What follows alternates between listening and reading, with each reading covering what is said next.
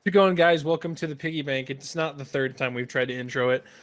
Anyway, hi, I'm Phil. I'm the host of this show here with my good buddy who does nothing wrong ever, Connor Elliott. That's true. And Tavin gave you an upset face. I can't talk today, apparently.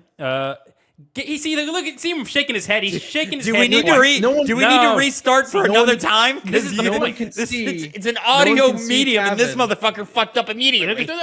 See, that's the funny part, because we do this. I act was like gonna human intro. I was going to beings. intro Tavin as the person who doesn't know Metal Gear lore. He's a fake fan of Metal Gear.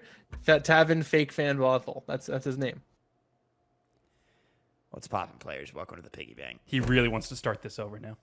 He did get basic information from Metal Gear Solid wrong. So, Phil's Connor, right. not that basic. I wouldn't call that not basic. that basic. Pretty I wouldn't call in that depth. You're pretty deep in there. For Basic those to of me. you who don't know, I made a reference to the Lolly Lule Lo, which of course is another name, like, that's the Patriots, basically, right?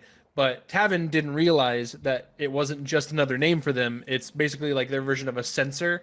So like whoever has nanomachine, they can like have a sensor for them, so they can't hear the name the Patriots. They hear them as the Lolly Lule Lo, which that's what Snake that's what Raiden in Metal Gear 2 heard.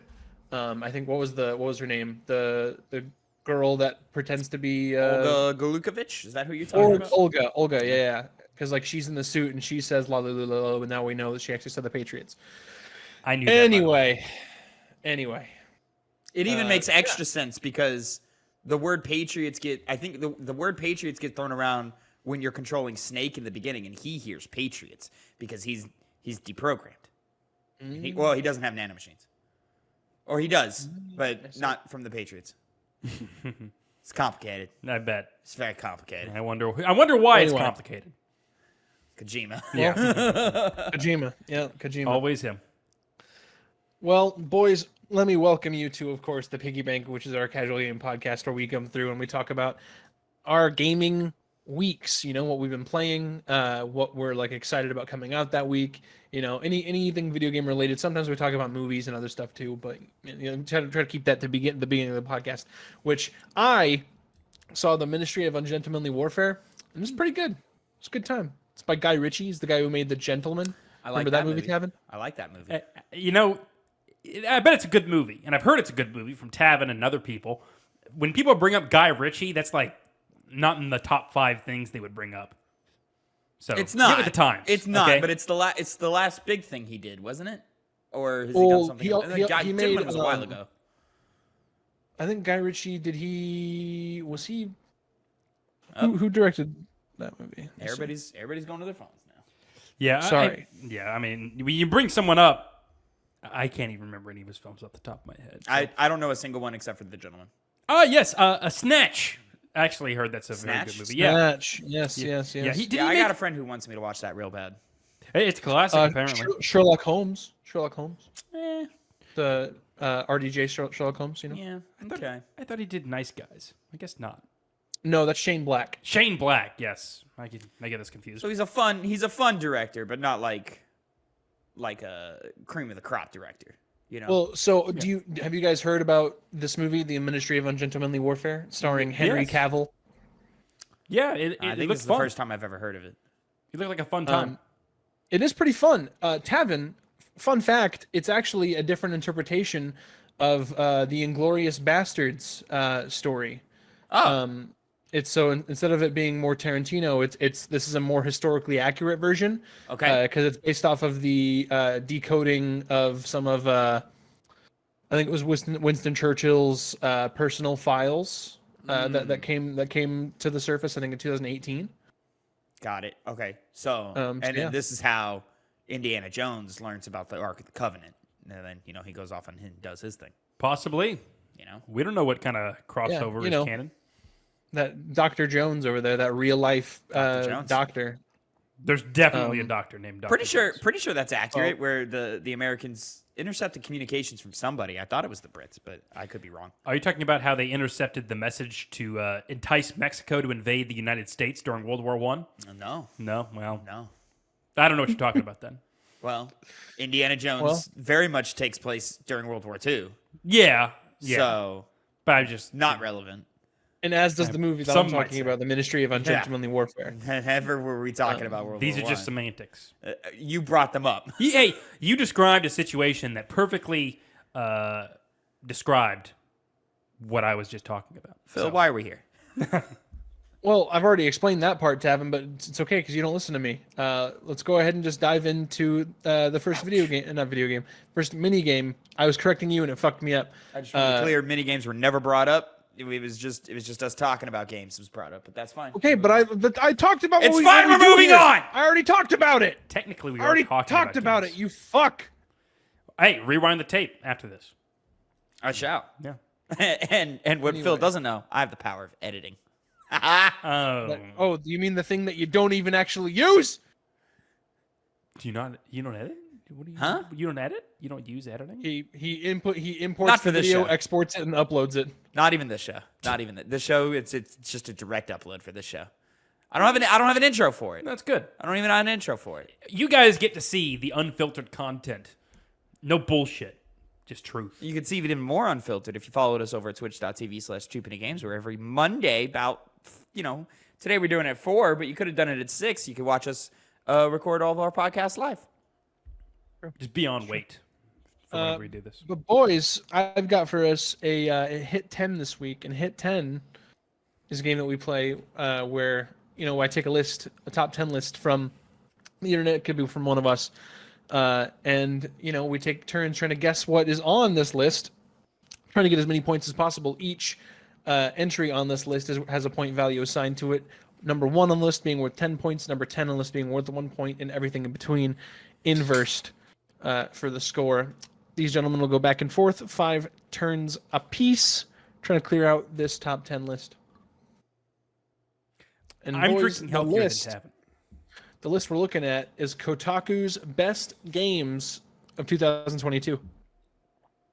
God. Interesting. Okay. Okay. 2022. 22. What happened in Oh, 2022? you know this, buddy. Come on. I don't. I You know barely it. do. Connor, you're going first. I see. Look at tough. you dirty little fuck. That's the last time I ever defend you on anything. That's tough. That's real tough. Come on, Connor.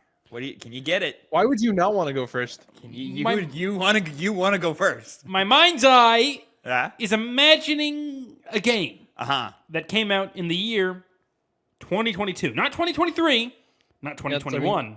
Yeah. I sure hope you're not thinking about 2021 or 2023. I don't I think just I said am. 2022. 2022. Yeah. What was even game of the Yep. year 2022? There was man. because let's see. This is where we're at. 2023. I'm gonna go for Elden Ring. Fuck. Stupid. Dum. Elden Ring is number 1 on Kotaku's 2022 game of the Okay, year. I'm here now. I'm here. I'm there. Are you there? I am there. Are you there? Because I was confusing with something else. I hope you're there, because I've got the next game, and then I don't really have much else. Phil, God of War Ragnarok will be my first choice. God of War Ragnarok is an excellent choice. That is going to get you 9 points for the number 2 answer. I love it. I was waiting for the it to be the number 3 answer and hear the what from Tavin. Would it have come? Yeah. Yeah. Yeah. Because that would be absurd. But now, Connor, God can of you War- name another video game? God of War Yes, I Ragnarok can. was our game of the year for 2022. Indeed, it was. And it's also it's at the top of our game book club. Indeed. But what would be the next best one? Me and Phil had it at number 1. Connor had it at number 2, granting it points. You got a lot of points. Well, this should have been. This had to have been out. It had to have been out. He's thinking real hard. But I might be shooting myself in the foot here. Might be stupid. Might be dumb answer. Oh, don't be dumb, Connor. I'm trying not to be dumb. Don't be dumb. You might be dumb. My mind's eye sees a game. Please don't say what I have in my head, because I don't have a lot of answers right now, and definitely not a lot of good answers right now. This came out this year. Inscription. Nope. That did not. Nope. 2021? You're too 21. late, my friend. 21. Inscription is not on Kotaku's Game of the Year 2022 list. Yeah. How could it possibly not be? Good game. Good game.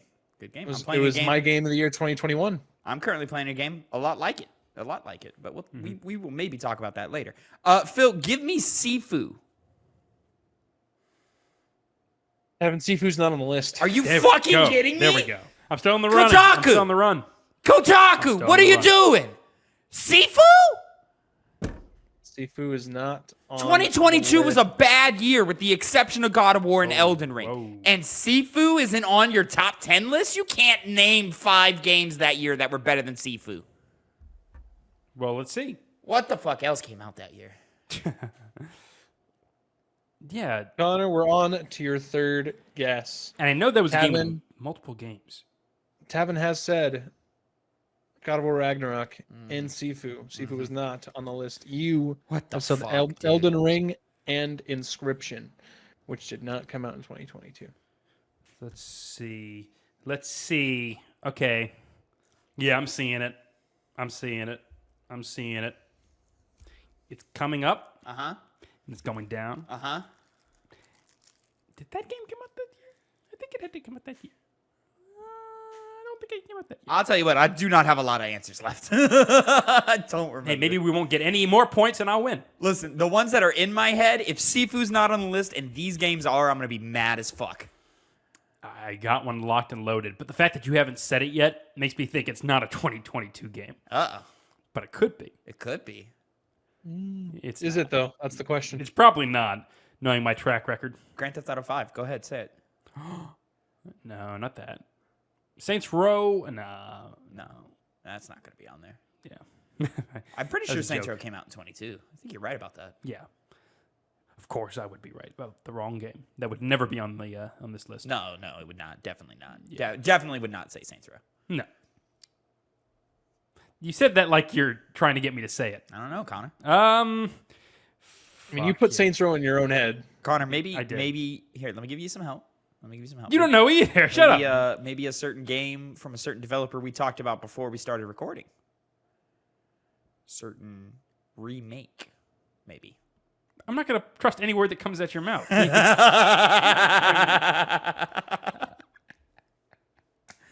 Yeah, let's go with it. It's 2021. It's 2021. I know it is. Ratchet and Clank Rift Apart. No, Yeah. no. Yeah, that's Bro, that's a 21. a 21. Yeah. Talked about it last week. Hey, I was right. Talked about it last week. All right. Tavin, to your third guess. Connor has missed twice. You have missed once. I mean, I got a couple of ideas. Some I could reach for. There was one that I was gonna go for, and I've forgotten it now. And that sucks. That really sucks that I've forgotten it.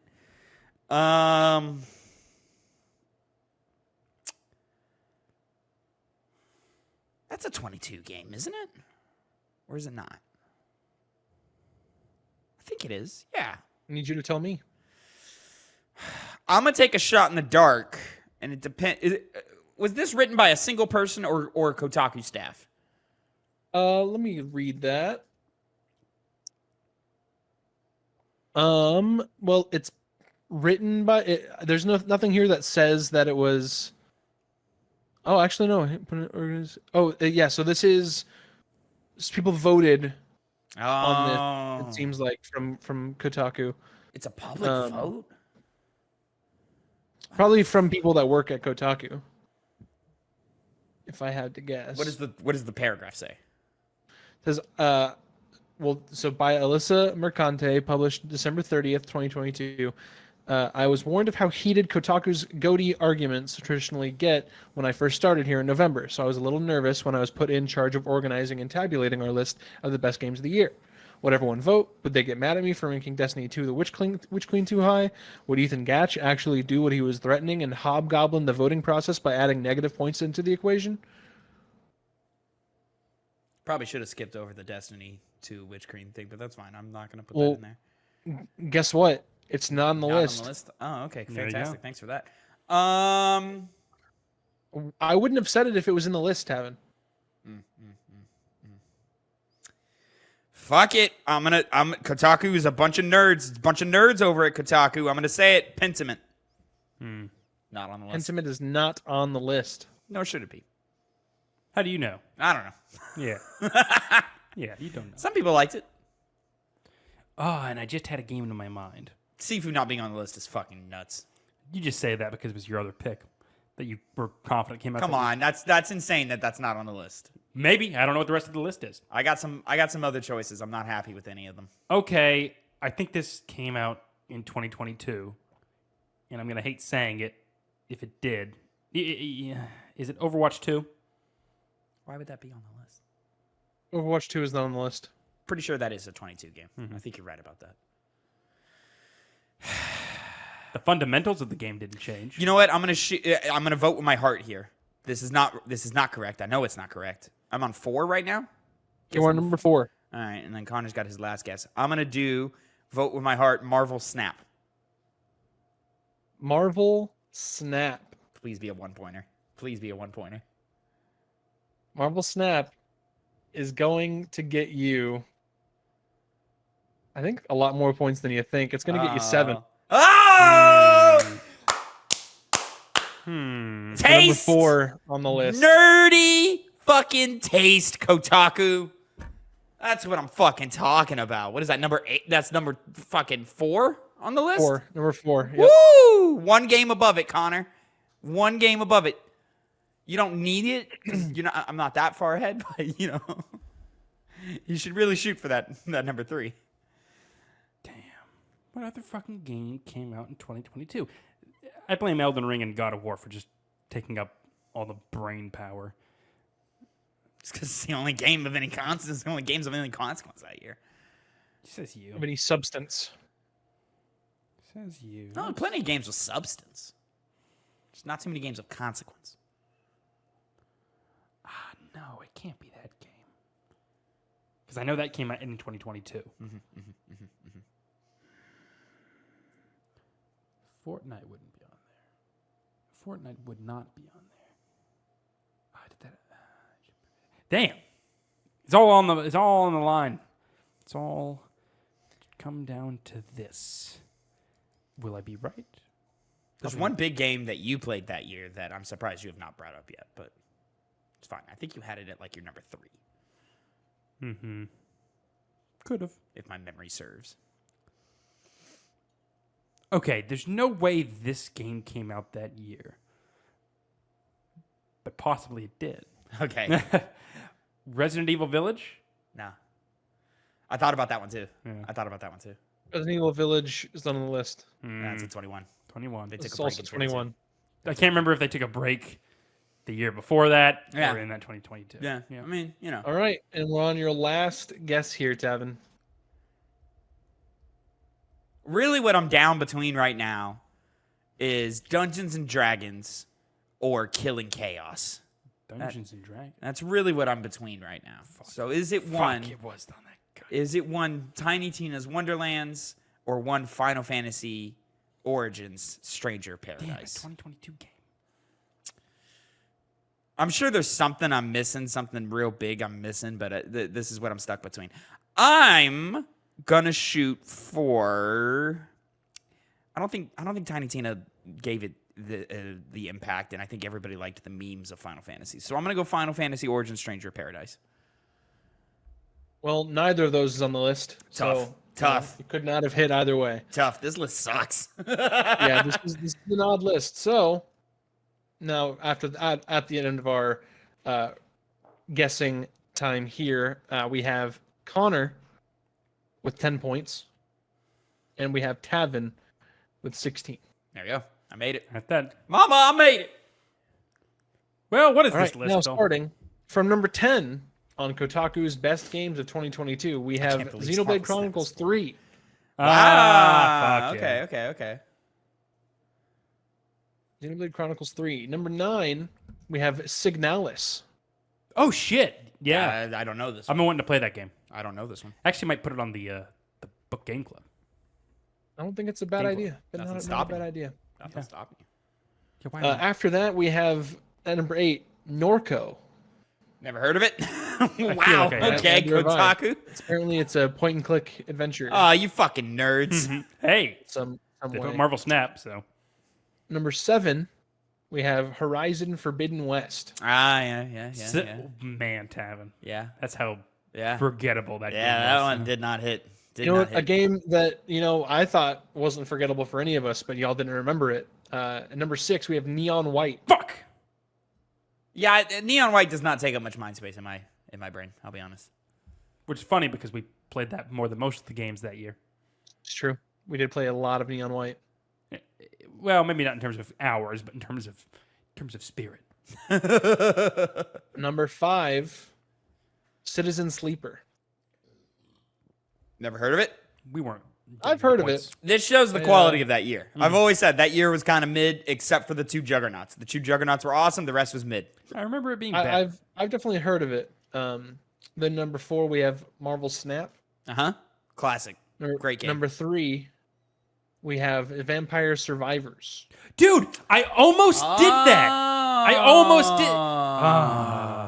I should have been able to fucking. That's a good They one. say almost only counts on horseshoes and hand grenades. Listen, that top 4, class and taste. You know, Vampire Survivors is a great game. When it comes to PlayStation, you bet your ass, you bet your bottom fucking dollar, your boy right here is going to be getting that platinum trophy in some Vampire Survivors. We have number 2, God of War Ragnarok, and number 1, Elden Ring. And that is Kotaku's top 10 games of 2022, Tough, gentlemen. Really tough. Real tough. Congratulations to Tavin. Yep. Pulled it out with that Marvel Snap, baby. Came in to help, huh? Yeah, I never would have guessed Vampire Survivors. I've played so much Vampire Survivors too. Played a lot. Never beat it. Man, not really a game you're focused on beating. Yeah. Well, Well, that was game, a though. list. moving right along. Can get real I difficult. mean, have y'all been playing anything of substance lately? I have. He's doing something. What is going on here? Uh-oh. He's tweaking. Interesting. Yeah, I've been playing Balatro, Phil. I've been playing quite a bit of Balatro. Balatro is a card game roguelike that is based off of the rules of poker. So there are 8 antes, or 8 rounds as they call them, and within each ante you have 3 matches. Each of those matches you have to get like a certain number of points, and you earn points by playing poker hands. So like 1 pair, 2 pair, straight, flush, 4 of a kind, et cetera, et cetera, et cetera. And the way like it kind of works in the roguelike sense is that like you grab Joker cards through your adventure, and each Joker card has like heavy modifiers on it. And you know, you just kind of, you play your hands, you get your points, there's multipliers and all that. And yeah, it's a really, really fun game. It's really basic, really simple, pretty easy to pick up, really hard to master. And like it's got that addictive quality that all great roguelites do, in which that it's like, all right, one more round. I can do one more. Yeah, I got time for one more. And the rounds go quick. You can very quickly get to the end of a run pretty easily. I've only completed 1 run, because after that they start like giving you extra challenges and so forth. So like you beat your first run, and then they give you the option to play that run again, but with like the first modifier is like the first match or the first round of each ante doesn't give you any rewards. So now it's the like choice of like, all right, well, do I play the match anyway to get kind of bonus rewards that you get through the matches, or do I skip it and get an extra reward off of something else? I'll just say like this is a highly addictive game, and it's so simple and easy to pick up. I recommend this to everybody, even though it's not going to be everybody's cup of tea. Like Connor, this is not a game that I think you would love. I think you'd get it and enjoy it fine, but it would not be a game for you. Phil, I feel like it's a game for you. I know you toyed around with it for a little bit. But I've played for maybe an hour. Okay. Right now it doesn't seem to have the sauce for me. Oh, interesting. Not what I would have expected. I mean, I enjoyed my hour, or it was almost definitely over an hour, but I got up to, I think, ante number 6. Oh, pretty good for only an hour of play. Yeah. And I think I just got lucky with some Joker cards, because like a lot of the Jokers have certain like modifiers that'll help you. So I had one that was like, I had one that would replay any card of the value 5 or lower. And then that I haven't seen that one yet. That's crazy. You haven't seen that one? Yeah, that's so nuts. Anything that was 5, 4, 3, 2, or 5, 4, 3, or 2, it would play twice. I didn't do aces. And then Yeah, because I had that was a hard lesson I had to learn. The game doesn't treat aces like ones. Aces are straight up 11s and only 11s. So I kept trying to play straights with aces and 2s, and it's just not working. Yeah. So and then I had that comboing with a Joker card that like added a ×4 multiplier anytime I played like a club or like a spade. I've seen a few of those that would add a multiplier based on ×4 or what kind of- +4? I think it would be it would just make the multiplier an additional ×4. You know what I'm saying? Like. So what Phil is saying here is each card you play obviously has a numeric value behind it, 2, 3, 4, 5, and you'll get a certain number of chips based off of the individual cards, and then there's like a base chip allowance based on the hand you're playing. So a 1 pair is going to give you like 10 chips and a ×2 multiplier. And then your Joker cards can give you extra multiplier on top of that. So what I think he's saying here is you said for clubs, so each club card gave him an additional 4 multiplier on top of that. That's correct. The reason I'm making the distinction is because there are Joker cards that do multiply your multiplier. Okay, so then it was just adding that number onto the multiplier. Essentially. Yeah. Go ahead. So it was that. So it was like it was a flush with club cards, and it just so happened to be like a 5, 4, 3. And I think there might have been like a 6 as well, or it was a flush of clubs, and so it counted all of those, the multiplier, and then for the ones that were 5 and below, it would count them again because of the other Joker that I had, in addition to the adding to the multiplier. All right, yeah, that was a big round. So that was a big round. It was a big round. I also had a really crazy Joker that had just a 1 in 4 chance of leveling up that that hand that you play. So like if you played a 2 pair, it had a chance of leveling up your 2 pair to then give you more rewards for playing more 2 pair. And so I had like flushes leveled up to like level 4 or 5. Are you saying the one? You know how you get those planet cards that will level up? Okay, you're talking the planet cards. Okay, yeah. So this was a Joker that just had that just whatever kind of hand that I played, it had a 1 in 4 chance of leveling up that type of hand. Oh, okay, very cool. Yeah. Yeah. Okay, so it would permanently level it up, or just for that play? Permanently level up through my run. Oh wow. Okay, that's a pretty good card. Yeah. So and you very quickly the more you play, you very quickly start understanding builds and how to manipulate the deck. So you have the option after each match, you go into a store, and in this store you can buy new Joker cards or card packs, and card packs come in a number of different varieties, such as Phil mentioned the Celestial planet packs, which level up the type of hands you can play. So level 1 pair does 10 chips ×2 multiplier, but you level that up, and then now it's I think it's 25 chips and a plus or in a ×3 or ×4. Usually the multipliers only go up by 1. So 35 chips ×3. So now each 1 pair is now more powerful to play. So maybe you want to play more 1 pairs instead of 2 pairs, because 1 pairs might give you more bang for your buck, depending on how the numbers all work out and such. So basically, this is a game for fucking math nerds, huh? 100% it is. Yeah. 100%. Math nerds who love the aesthetic of gambling, you know, and gamblers themselves, I guess. And then on top of that, there's standard card packs where you can add just random normal cards, so a 1 or a 2 of spades or a 5 of clubs, etc. like that. There are packs that modify cards that are already in your deck. They'll give them one of my favorites is to turn it into a steel card. And if you turn a card into a steel card, what that does is as long as it is in your hand, you don't play it or discard it, you can it adds a 1.5 multiplier to your multiplier. Or multiplies your multiplier by 1.5. I know, a lot of words, a lot of complicated things and stuff.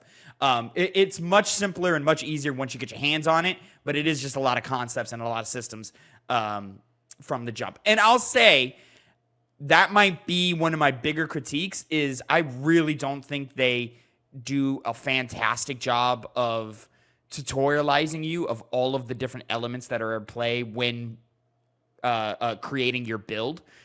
Because for a long time, like, I didn't understand the difference between an Arcana pack or a Celestial pack or a Spectral pack or a Standard pack. Like, these are just a lot of words, and they throw that information at you really fast, and they don't like reiterate anything, or show you why you may want this. You know how in Hades, run by run introduces these elements to you. Like, they go, all right, so you failed that run. Let's introduce this new element that's going to take you further. And now you've done that one, so let's introduce another element that take you further. I kind of wish this game did that. Instead, it throws you into the deep end, and you just kind of have to experiment and figure it all out, which I do like that. The game does reward experimentation heavily. The more you like play around with the mechanics, there's a lot of Joker cards or card modifiers that I look at and I go, how the fuck would that be useful? And then on a random run, I'll give it a try, and it sends my run way further than it was looking to go anyways, which is all great. And also, I'm not going to say this is a negative of the game. I think it's just kind of what the game is sometimes it doesn't matter how good of a player you are. Sometimes it doesn't matter what your build looks like. Sometimes the cards just are not in your favor, and you'll lose a run that you should win. And, you know, it's just because you just weren't drawing the cards you needed in the moment. Yeah. I had a run die, like, it was right after, like, my best run. My next run died super early. Happens to me all the time, where it's like, I don't even get out of the second match. I'm like, fuck, man, I died so fast. Honestly, that first ante is probably one of the hardest antes, just because you're just struggling to get the ball rolling, you know? Pretty much like any other card game. Sometimes you just don't pull the right ones. You're just not in the, yeah. Fucked. And there's like a lot of things you can do to modify your deck. Like, there's certain card packs that like allow you to change the suit of cards. So it's like, hey, you can choose up to 3 cards of this hand that we've drawn for you and change 3 cards of this to hearts. So if you have a Joker card that specializes in hearts, either like adds multipliers or adds chips or something, you can switch some cards around to where now you're more likely to pull heart cards, which will help you out further. You can also like destroy cards and get rid of them. You can add cards. So like, you know, Connor, you walked into the room last night and I was like, look, I've got 5 king cards where I should only have 4, but I've got an extra heart king or whatever, you know, et cetera, et cetera. And it moves along like that. Or just turn cards into other cards. So like if you have a build that likes face cards a lot, well, 2s and 3s aren't going to help you out. So sometimes it's beneficial to like, hey, I've got a king of spades and I've got a 2 of hearts. Let's just turn the 2 of hearts into a copy of the king of spades. And now I have more face cards to play with, et cetera, et cetera.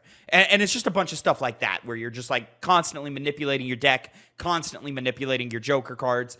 I have found the more you evolve your build as you progress, the more success you will have.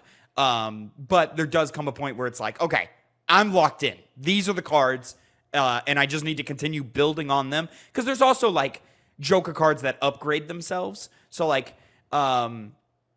there was a Joker card I had that gained +2 modifier each time I did a 2-pair. So it started off with like a +2, and then every time I play a 2-pair, it goes up by 2. So at the end of every hand played, it gives me 4, 6, 8, 10. And then there was another Joker card that did the same thing for 4 cards. Well, 4 cards can be a 2-pair. So those 2 combined with each other creates like fucking the most ultimate deck of all time. Yeah. And so you're just constantly getting more powerful just by playing 2-pair after 2-pair after 2-pair after 2-pair. In combination with another Joker that the game keeps track during your run of the number of times you play a certain hand. And there was a Joker card that was like, hey, however many times you've played that hand, we'll add we'll add that to your modifier. So I've got those 3 cards. So every time I do a 2-pair, these 3 cards get more powerful and they add on more to my play hand. So it was just a matter of I'm just gonna play 2 pairs for the rest of the fucking game, and that's it. Did you win that run? I did. That was the one run I won. Yeah, sounds like it. And they do the great thing where like when you win the run, it's not over. You just keep playing, and it just keeps getting harder and harder, and it gets harder by just like increasing the score you need to get, and the final match in each ante is considered a boss fight, basically, where they'll put a modifier on the match, which can be pretty simple and not very effective at all, or something that will entirely cripple you and you'll have no idea what you're doing. So like it can be like, hey, all they call it debuffing, but all heart cards are deactivated. So heart cards give you nothing. They don't give you any kind of score. You can still use them to reach like what hand you need. Yeah. But they're not going to get you any kind of points. They're not going to Yeah. add in any of your points. Yeah. So you can't get like, or if it's like if you have Joker cards that like deal in, if the heart cards are debuffed, if you have Joker cards dealing in hearts, that Joker card isn't going to help you because they've just been turned off for that round. That one's pretty easy to get around if you've built your deck right. One that I find difficult every time is any type of modification that has you draw cards face down, so you have no idea what you're drawing. Like you're just looking at the backs of cards, and you're like, I don't know. I hope these are right. You know, those are hard because you don't know what you're playing, so you don't know how to get your score up. I haven't that one I haven't come across. The one that really like destroyed me on one of my most recent runs was you can only play one hand type, and I was the kind that was running off of like I had one that was going that was me just trying to go for flushes. And obviously, once you do a certain type of flush, you really only have like 3 more opportunities to get that. And, Yeah. You know, it very much limited what I was doing because I just didn't think about it in the moment. And you know, Screwed yourself you're early also on that one. you're working off of a like set 52 amount of cards. So if you at any point discard a card out of your hand to then try to get a better card for that hand, you just still don't have those cards you discarded. They don't go back into the deck. They're just dead. They're gone. Yeah. So if you have, there's potential, like if you have a lot of discards, which is another modifier that you can play with in the numbers and stuff. There's potential that like a round goes so long that you run out of cards. It's never happened to me, but it's a potential thing that can happen. So anyways, all that to say, hey, it's a really fun game. I really, really like it. It's like 93 on OpenCritic, and I don't quite understand that. I respect that it is just the game. It's 100% just the game. Like I described it, Phil. I described it to Connor by saying this is like Inscription if Inscription only cared about the card game. Yeah. And it's really cool, really worth playing. I'm gonna continue playing it and playing more and more and more. But like the experience is also so shallow that I don't understand how it gets 9s and 10s personally. Yeah. Well, I think when it comes to games like that, when they have so little elements to them, Yeah. the ones that they do right are lauded more than 100%. games that would have detracting elements. What it does, it's performing Does at a really 10 well. out of 10 execution. But there's just so little here that I'm like, really? Like there is no story. There is one song. And Oh man, I had to turn off my sound after a while. Oh, really? was I don't like- think it's that bad. I like the sounds. I But I'm also had usually to have something playing in the background. Like I just had to have. yeah, something else. I'm usually playing a podcast or listening to music while I'm doing this. But I streamed this game twice in the last week, and I was like, obviously I'm not listening to anything while I'm doing that, and I was enjoying it fine. So Yeah. It's a good song, the one song that the game has. It's just like a little catchy tune. It's like Music that would play in a it would be poker like room. going to like the Golden Saucer in Final Fantasy VII, where you're just listening to that track the whole time. Yeah. Oh, it's so fun and happy and gay. So yeah, people go play Bellatra. Great game, cheap. You'll have a good time. Boys, I have some news myself as well. I've platinumed Unicorn Overlord. Congratulations, and you're still playing. Playing the PS4 version, Tavin. Oh, you fucking nerd. God, you fucking nerd. Oh Another- man, it's just another- not good. You got to do something about this hyperfixation thing you got going on in your head, man. Look, I can't help it. Look, I'm not, I'm not saying I'm above going to a PS4 or even a PS3 version of a game to go and get a platinum trophy. But I'm not back-to-backing them. I'm not like, oh, let me do it all over again immediately. Except for Skyrim last year. But I got to cheat that. I cheated that because I knew I was going to go up. So I started with the PS4 and went up to the PS5. Didn't have to start all the way over. You know what I mean? Yeah, see. but like, when the game is that good, Tavin, and I already know the story, so I can skip all the cutscenes and just get straight into the actual game itself. Is it an easy platinum? Because it seems like you did it pretty easily. It's an in-depth platinum, but it only requires one playthrough. This guy just gets hyperfixated. It's all he can think about. Hey, It's just you one got him thing. into the trophy shit. Don't fucking bitch about it now. I listen, man. I'm not like that. I don't do that. Doesn't matter. Doesn't matter what you're like. You got him in the I'll thing. put the fucking controller down to go edit a goddamn video. You know what I mean? Yeah, By the way, new video out that Phil edited of the ESRB rating is good. Yeah. And it's a really good edit. It's a good edit. Says Thank you. I like it. Thank you. It is. I put graphics, They're good. Yeah, he put a sound name on the screen. effects.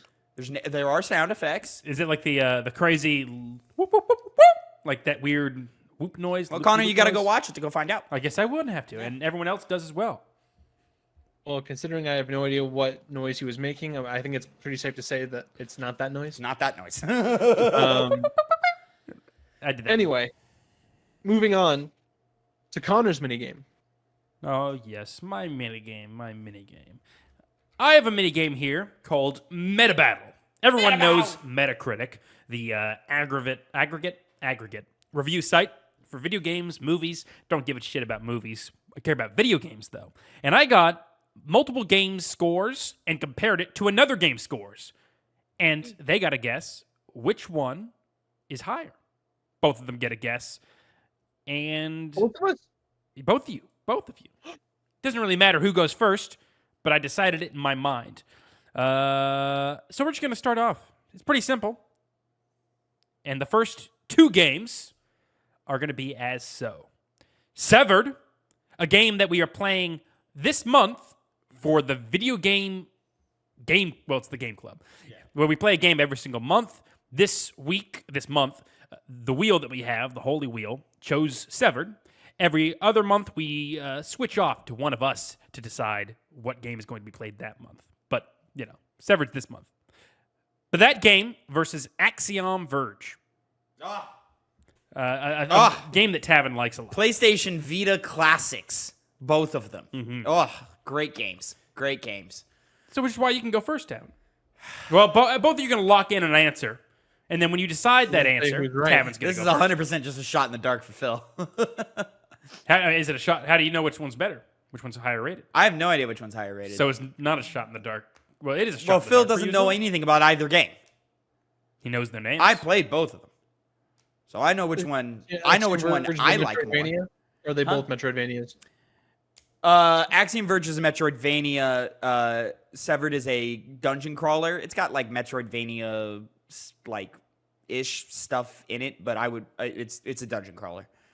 So take that as you will. Axiom Verge, very traditional Metroidvania. It's good. Mm-hmm. It's good. You got guns. In a weird H.R. Geiger landscape.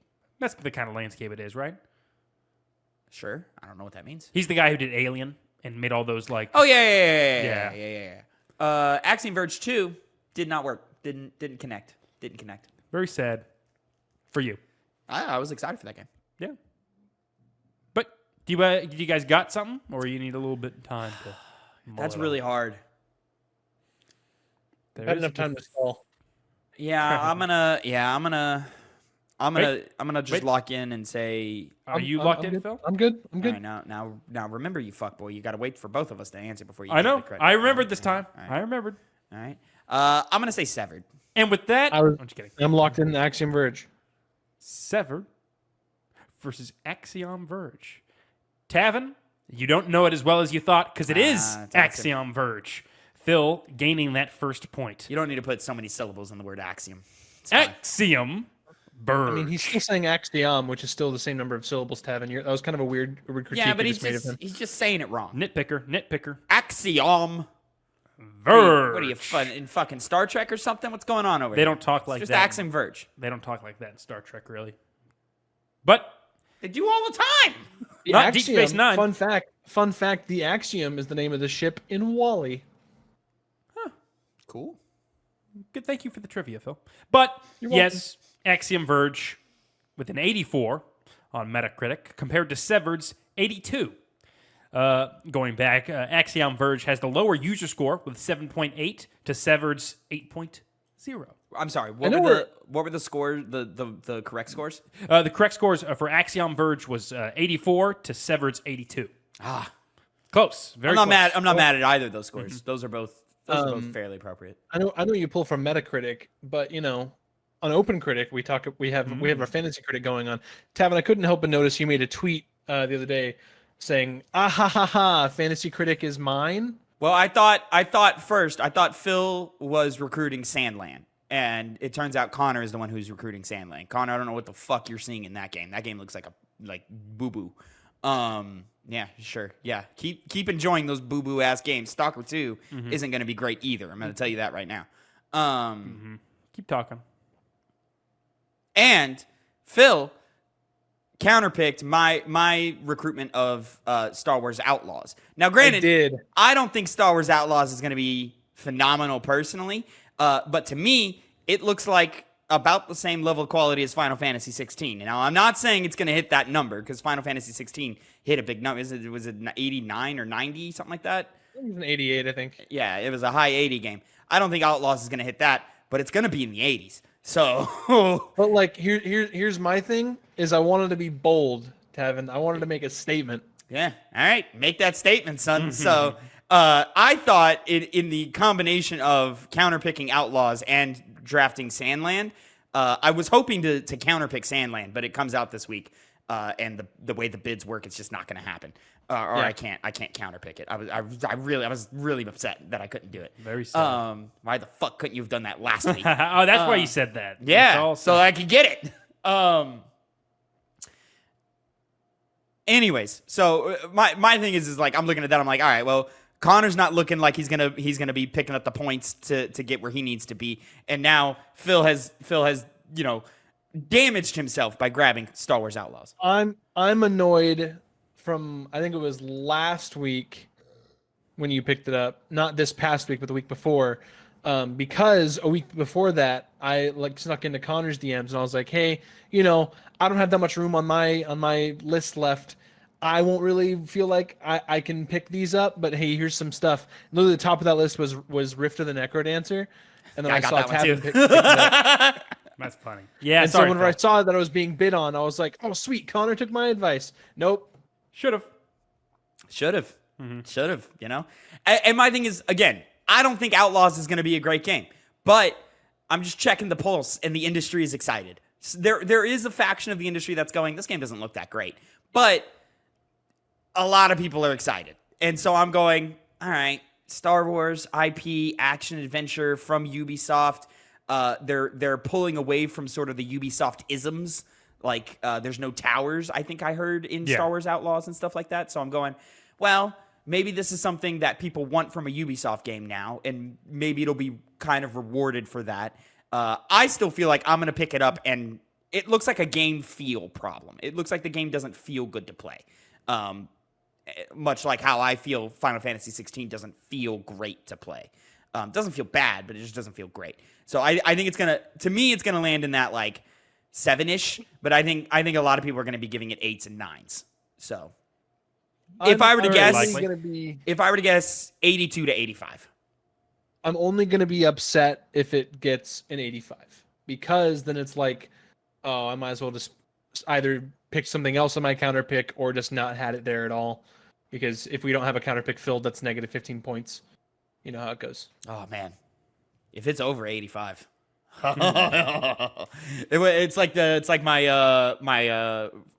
Armored Core 6 pick last year, where I learned very quickly, don't bet against From Software. Never Not did. that I thought Armored Core 6 was going to be bad. I just didn't think it was coming last year. And sure enough, it came. And I was like, oh, fuck. They push out games. They Very do. efficient. They know how to do it, man. So, yeah, I'm never doubting FromSoft ever again. As you should. Well, There's a couple I games in highly- Phil's list that I'm thinking about counterpicking, but it's just the thing of, like, if it comes out, I'm screwed. yeah. But it's so. What was I gonna say? Fuck. I had it again, but then I lost it again. Whatever. Connor, move on to the next two games. Next one. We have- Well, some of you know this game. It is going to be against. Well, I should say, the first game is Castlevania Symphony of the Night. Ooh, classic. Specifically, this is the Xbox Arcade version. Oh. Since, I don't know if that would have been rated lower or higher, but that's what we got. That is going up against Celeste. Big game that came out recently. It's a platformer, difficult platformer that had a lot of praise to it. And Symphony of the Night, for That's those of you that hard. know your video game history, is one of the most widely celebrated games. See, now pulling the Xbox Arcade version is what's throwing a wrench in this. Because if you were pulling like the NES version, is that right? SNES, one of those two version of it, then it would probably pretty safely be Symphony of the Night. But it being on Xbox Arcade, now you're dealing with: is it a good port? Does it have any extra bells and whistles? Is it just the original game? People tend to score those types of games lower. Mm-hmm. For example, Last of Us Part 1 scored lower than the original Last of Us, So you say. even though it's essentially the same fucking game. All right, I'm locked in. For the record, I'm double checking again, but that was the only available version on Really? Metacritic. I'm also locked in. Well, Phil, you're gonna go first this time. All right. I locked in Celeste. I also locked in Celeste. It's Celeste. There we go. Both you get a point. There we go. Net zero. Pretty close. Pretty close. Net zero. pretty Fill close. up one. Fill up one. Hey, you can come back. But Celeste got a 92 with an 8.6 user score, comparative to Castlevania's 89 with its 8.8 user score. I was close because I remember seeing, because I'm a nerd and I look at numbers like this sometimes. I remember seeing at some point Castlevania Symphony of the Night being an 88, and I guess I was just wrong and it was 89. I don't remember Celeste's, but I was like, I know Celeste was really popular. I at the remembered time. Celeste being in the 90s. Very strange thing. Once again, I'm going off of memory. I can find out here. Celeste was one of the games to play on Metacritic, which, if you've noticed on their score, sometimes they'll say that it's that good. But Symphony of the Night... Celeste is fucking good. Yeah, I've heard is good. But Symphony of the Night didn't have that. Guess it's not up to Metacritic's... Well, also, the Xbox Arcade isn't a thing anymore, so Yeah, that's true. you can easily pick up Celeste. That is true. Celeste, everywhere, yeah. hard. I never beat it. I wish I did, but it's hard. Doesn't it have a good story? Is that like one of the... That's like one of the best parts about it. Okay. Because it seemed like that was a focus, but I never hear people talk about that Yeah, part of it. it's one of the best parts about it. Okay. Yeah, like that game, like it just nails everything about it. Like, it's a great, super well designed platformer, phenomenal art style, great music, good story. It's got great accessibility features to where you can make it easier. Phenomenal challenge modes, like anything you could want in a platformer, Celeste has. Nice. Must be why it's so highly rated. Yeah, I think that's gonna go down as like modern platformer classic Yeah. Well, I can see based off the score, if it's not there already. it probably... It's on the must-play section, I told you. We should play it. It's on our list. Fucking great game. It's in the list. It's Yeah. in the list. You know, maybe we'll get there someday. Maybe We Pick probably that will. for your month, Tavin. Pick that for your month. I might. You won't. He definitely won't. He definitely won't. He wants to I've pick been something else. having an itch for some Ratchet and Clank, boys. Let me tell you what. Oh, I don't blame you. really? Who That'd knows? be interesting. Who knows? Going to the next verses. You guys, I don't know if you guys played these games. I played one of them. Actually, no, I played two of them. Played both of them. And that is going to be Call of Duty. I don't say anything after that because it's the original Call of okay. Duty. Versus the very first, yes, I said the first, Medal of Honor Fuck. Oh These man. guys birthed. Well, Medal of Honor's gone by the wayside, but at the time they certainly birthed has. pretty wildly loved franchises. All right, I'm locked in. I'm locked in too. Tavin, you're gonna go first. Medal of Honor. Shockingly, I was also going to say Medal of Honor. Yeah. You guys are both right once again. Yep. Look, Phil, quit piggybacking off of him. Yeah. Fucking. I had Talk it picked about already. me just picking you fuckers up, putting you anything- on my back, and carrying you to the goddamn finish line. That's just me trying to read into Connor because Connor's like, oh, that franchise isn't around anymore. And, No, but Call of Duty I- still is. How are their first outings I compared to each 100% other, not off of that line of reasoning, but in his head, I was in the like mindset of Connor too, of like, well, Call of Duty's more popular and is bigger and more influential, but I'm gonna throw Medal of Honor in there because it's like ranked higher and it's gonna throw them off. I actually did that because I thought I was going to go with Battlefield 1943, 1942. Either way, it wasn't as old as I thought, and I wanted to be same era. Probably still would have gone Battlefield on that one Well, versus Call of Duty. You mean? yep. Yeah. The scores are very, very close. Medal of Honor, of course, winning with a 92, an 8.9 user score, compared to Call of Duty's 91, 8.3 user score. So, basically a coin toss. Heyo. Everyone was right. Heyo. Next, versus. This is the final one. No. Oh, jeez. Second to last. Oh, So we got, Should have two more, yeah. yeah. It's the battle of the movie tie-in games. Oh, Jesus Christ. I've played one of them. You guys may have Here played comes the other one. goddamn King Kong bullshit. It is not Peter King Kong. Jackson's King Kong, the official game of the movie. Yes. Say the full title, Tavin. But this is going to be between Lord of the Rings, Return of the King, against the original, not the most recent, Spider-Man 2. From the PS2 era. I'm Or locked in. I'm locked in. Xbox. See, that's era was it? difficult. What era did it come? PS2. PS2, yeah. Yeah. That's pretty difficult. Spider-Man 2, probably the more influential game, probably the more popular game. But because I remember playing Return of the King with you, Connor, as wee lads, I remember that as well. and I remember that being a more feature complete game. All right, I'm locked in. You said you're locked in, Phil? I did. You went first last time, right, Tavin? Yeah, you did. He did go first I last did go time. first last time. So, Phil. I'm locked in. Lord of the Rings. Spider-Man 2. Dun, dun, Was that you're locked in? dun, Yeah. dun. I feel like you definitely changed it. No? You see, All right. Would you before believe? Would you believe it?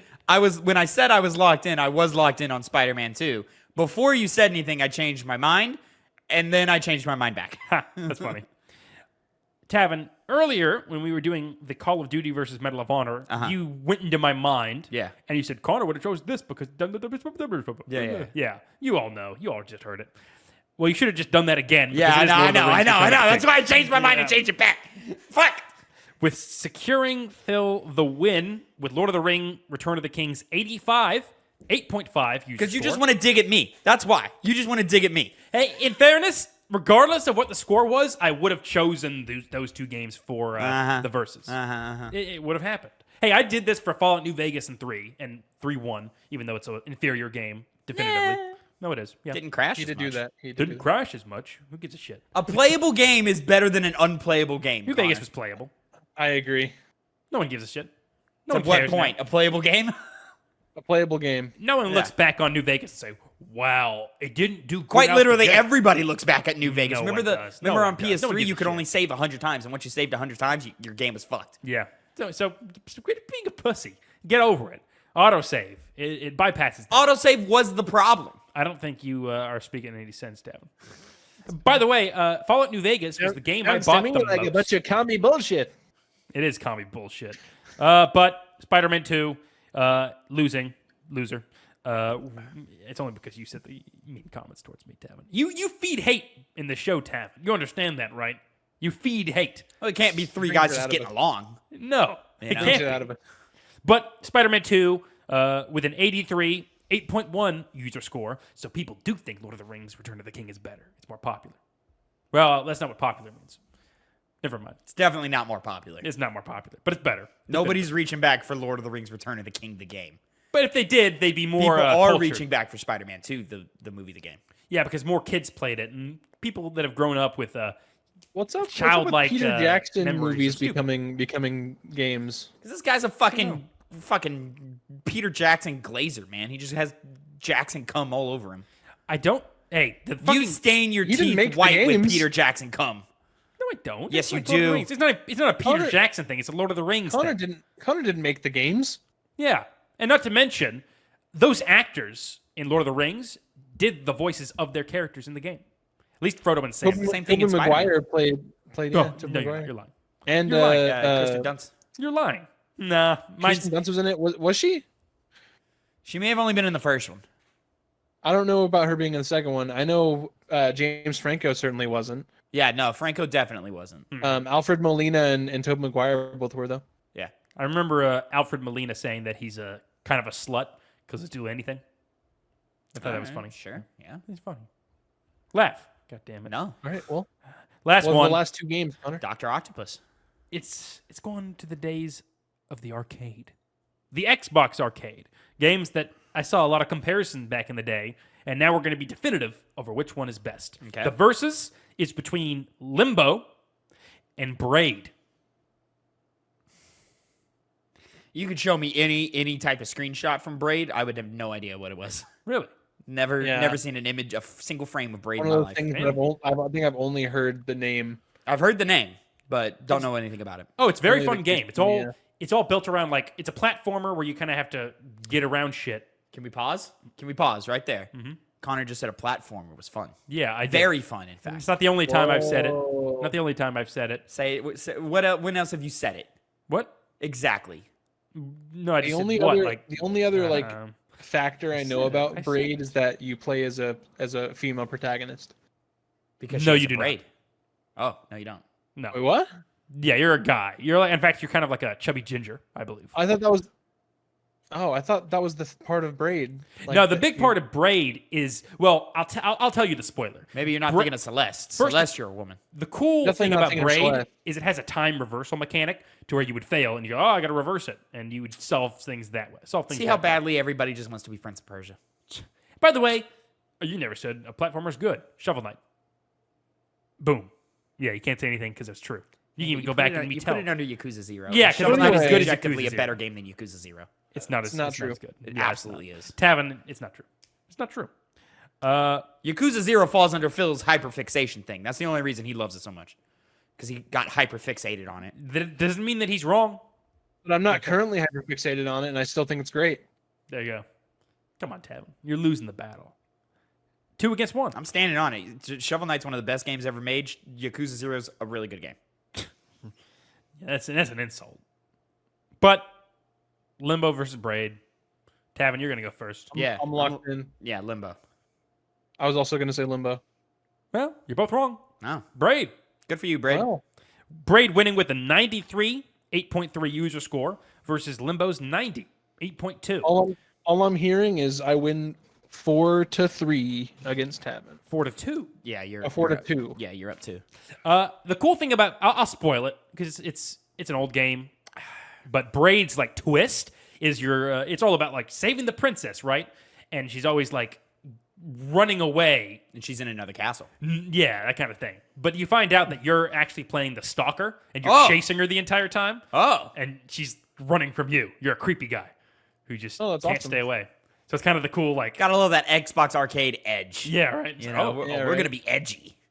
All right. Well, realistic. for our final topic, Tavin, what's your mini game discussion?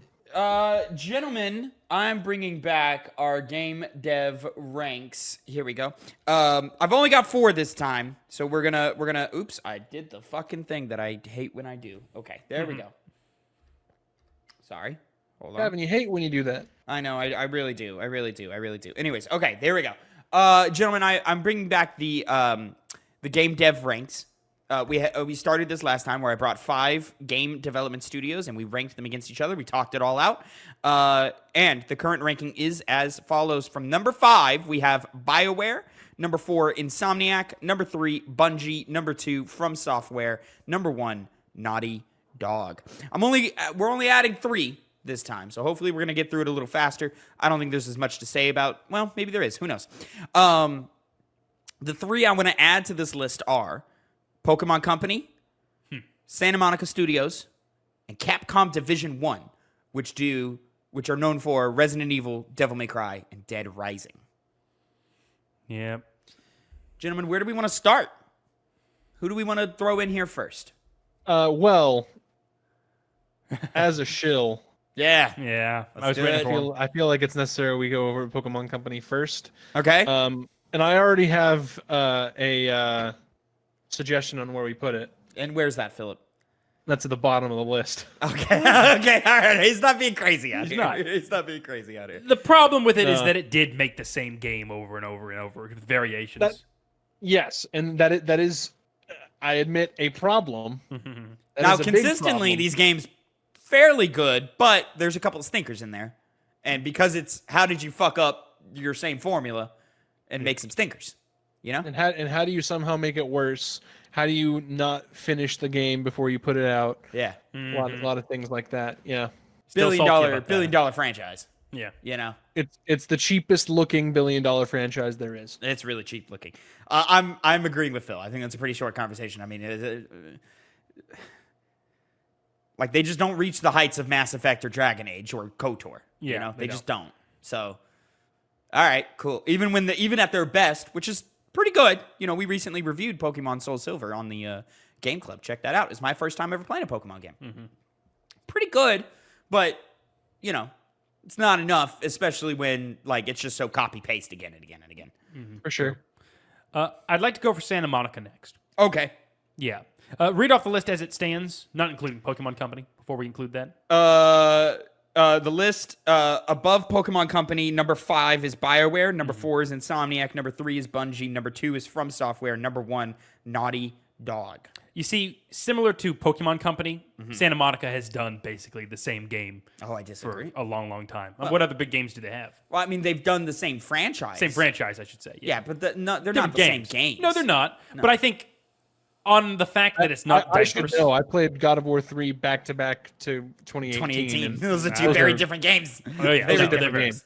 They're very different. They are. But it's the same catalog. It's the same, hey, we're going to go God of War. We're going to do that again. We're going to do that again. Well, they tried to do something else and it failed. Or it didn't fail, but like it never came out. Yeah.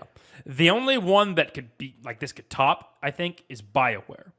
But I think with Insomniac's laundry list of games that they've made and so many different types of games they made, that is more deserving of respect and I think you're consideration. valuing a difference in IP way too much.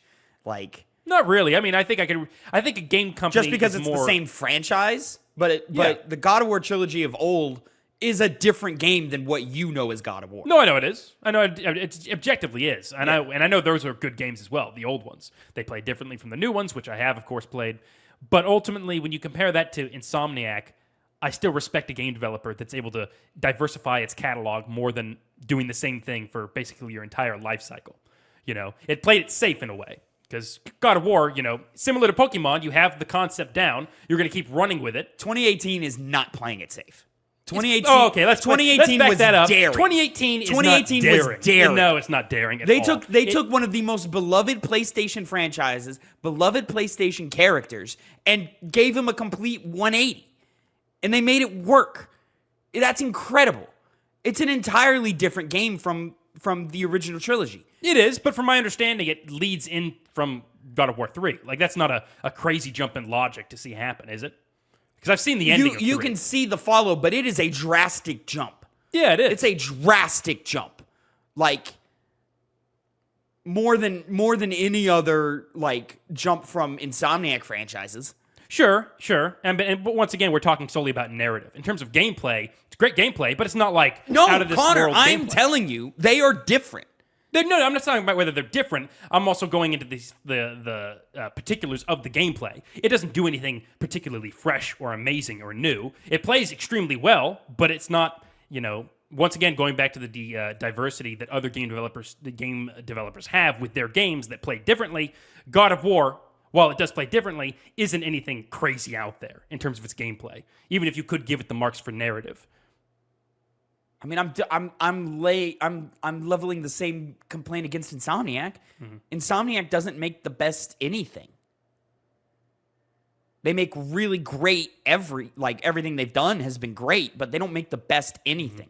God of War 2018 and Ragnarok are arguably the best in their subgenre of like this like action adventure narrative driven game. Like they're arguably the best at it.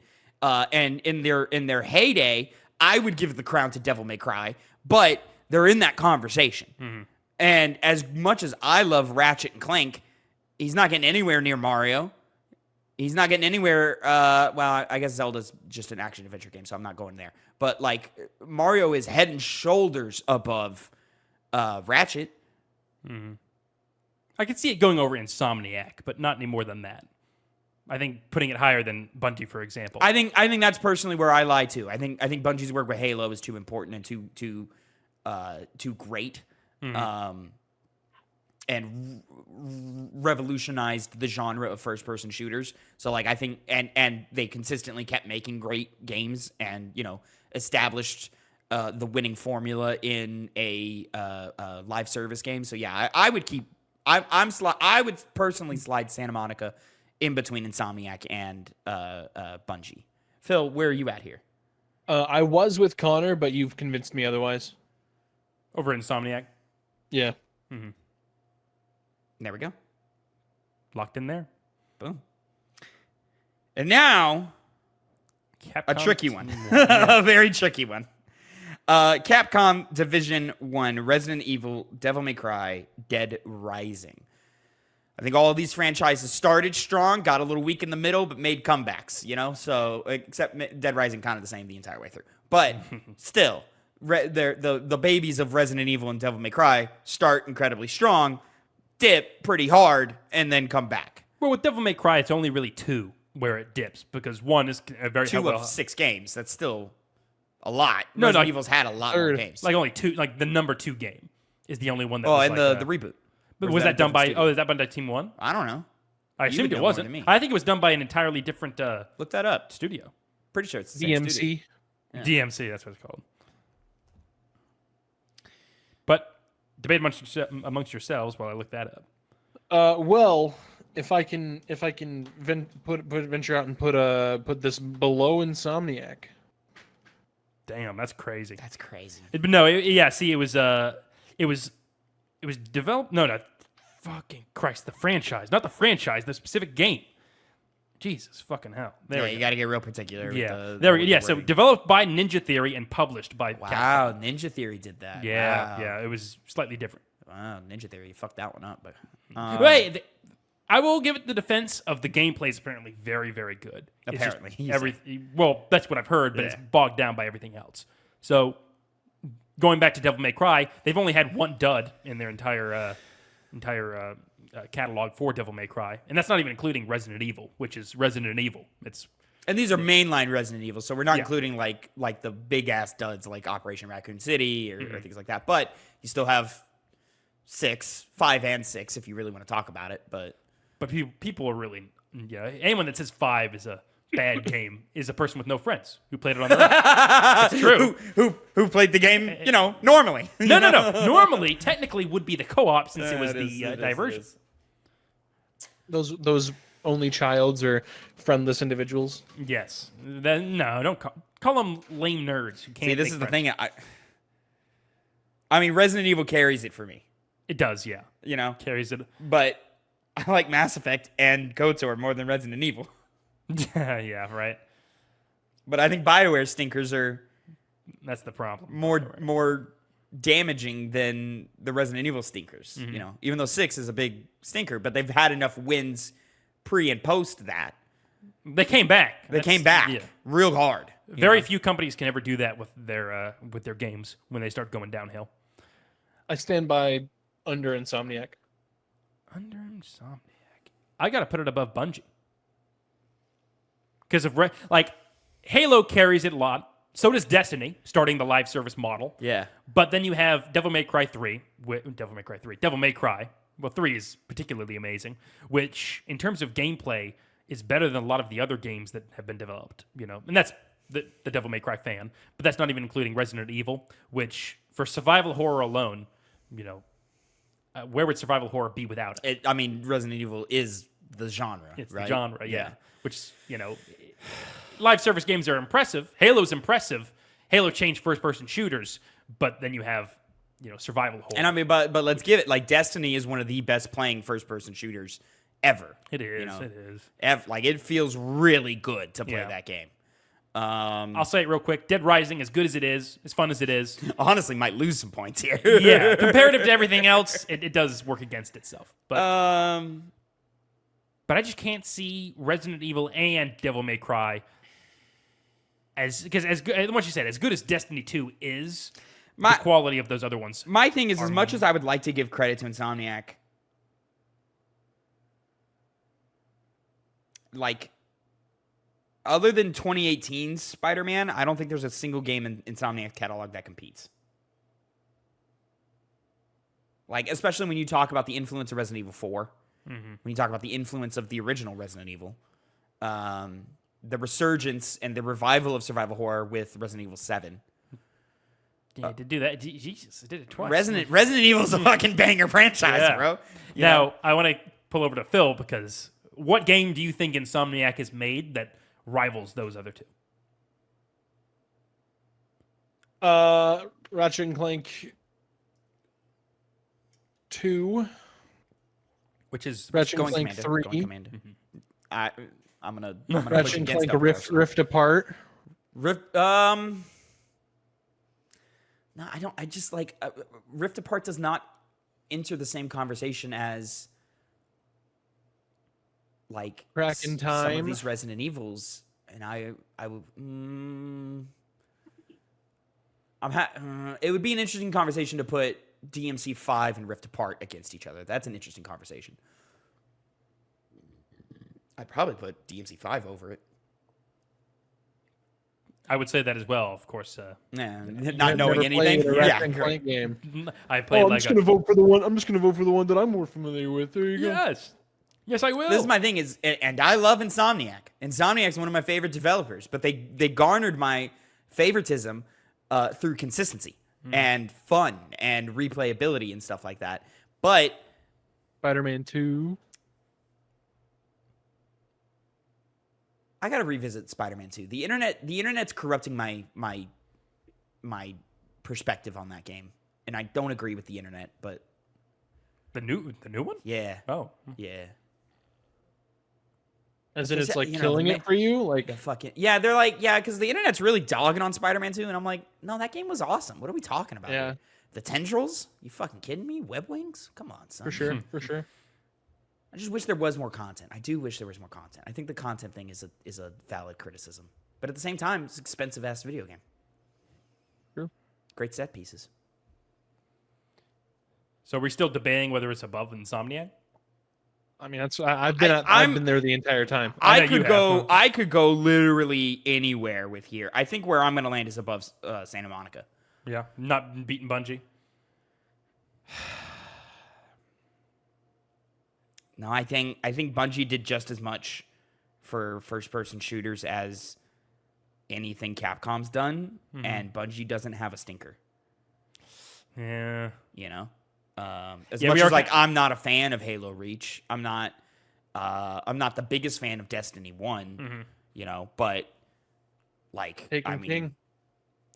Taken King. Taken King. You know, was great, and Destiny 2 was great. Yeah, capturing those raids. I remember that was like And- when it hit was Yeah. never really seen before. Yeah, well, not you know That in level. such a casual way. Yeah. You know, for a MMOs, of game course. as accessible as Destiny. You know, Yeah. and I mean, God, Resident Evil 6, man, yikes, Yeah. yikes, And admittedly, 7 and 8, as good as they are, aren't not as good as any of those. No. You know, like those are good, not great games. Like 7 and 8 are both below anything Insomniac puts out. Yeah, I think they start kind of falling apart in my mind when you compare the games on what they play like, But how the peaks, good they are. the peaks of Resident Evil are fucking high. They are, yeah.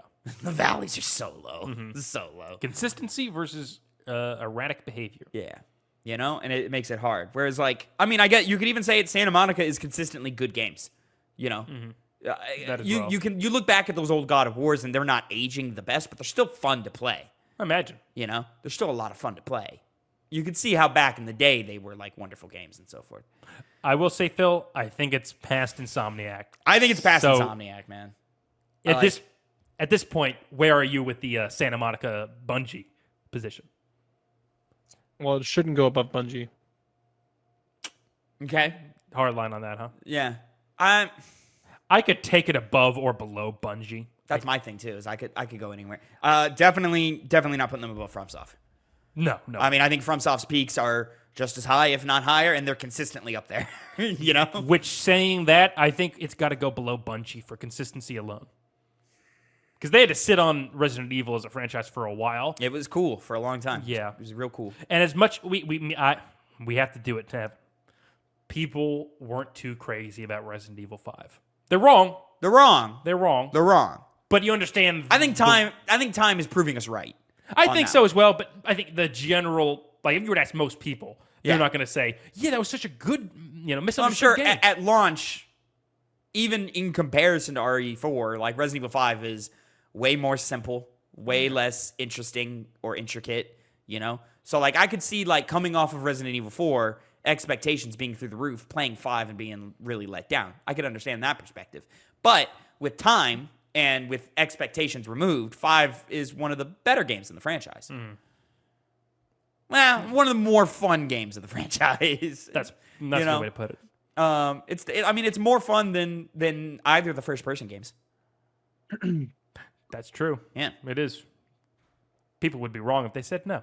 But now we're getting into the weeds. Yeah. No, I think we go below Bungie. I think you're right. The consistency of Bungie is too important here. Yeah. Kind of kills Yeah. the momentum that Capcom would have. I'm doing it. There it is. Didn't really change much. Just added a couple things on. I mean, the end. that's how these things work, right? You just add them in until things go crazy.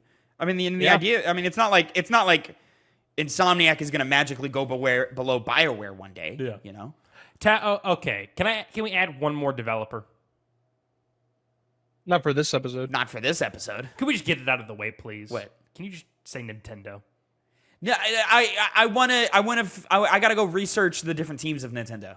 Ah, fair enough. You know what I mean? Because like, what is Nintendo? Okay, I'm not putting fucking Mario and Legend of Zelda and Metroid and It's kind of Like they that- get I feel like unfair. that's, Yeah. that's the whole reason why he just said the Pokemon Company in specifics. yeah, And You know? Capcom Team 1. yeah. Yeah. I mean, spoiler alert. It's their best. Those guys are gonna go like number 2 or 1 or Yeah. Mario team probably gonna be number 1. You know, it's just it is what it is. We gotta but- give it to it. But I want to be able to like have an educated conversation about it all. Sure. Okay. Never mind. Boop, boop. Delete.